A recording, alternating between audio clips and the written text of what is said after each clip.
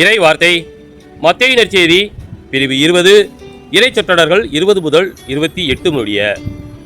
செபதேயுவின் மனைவி தம் மக்களோடு ஒரு வேண்டுகோள் விடுக்குமாறு இயேசுவிடம் வந்து பணிந்து நின்றார். உமக்கு என்ன வேண்டும் என்று இயேசு அவரிடம் கேட்டார். அவர், நீர் ஆட்சி புரியும் போது என் மக்களாகிய இவர்கள் இருவருள் ஒருவன் உமது அரியணையின் வலப்புறமும் இன்னொருவன் இடப்புறமும் அமரச் செய்யும் என்று வேண்டினார். அதற்கு இயேசு, நீங்கள் என்ன கேட்கிறீர்கள் என உங்களுக்கு தெரியவில்லை. நான் குடிக்கப் போகும் துன்பக்கிண்ணத்தில் உங்களால் குடிக்க இயலுமா என்று கேட்டார். அவர்கள், எங்களால் இயலும் என்றார்கள்.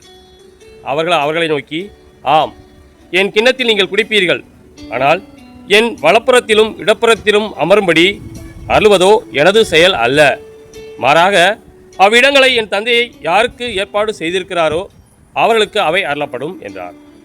இதை கேட்டுக்கொண்டிருந்த 10 பேரும் அச்சகோதரர் இருவர் மீதும் கோபம் கொண்டனர். இயேசு அவர்களை வரவழைத்து, பிற இனத்தவரின் தலைவர்கள் மக்களை அடக்கி ஆளுகின்றார்கள். உயர்குடி மக்கள் அவர்கள் மீது தங்கள் அதிகாரத்தை காட்டுகிறார்கள். இது நீங்கள் அறிவீர்கள். உங்களிடையே அப்படி இருக்கக்கூடாது. உங்களுள் பெரியவராக இருக்க விரும்புகிறவர் உங்கள் தொண்டராய் இருக்கட்டும். உங்களுள் முதன்மையானவராக இருக்க விரும்புகிறவர் உங்களுக்கு பணியாளராக இருக்கட்டும்.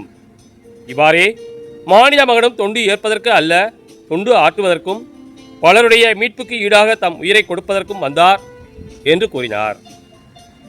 கிறிஸ்துவின் நற்செய்தி.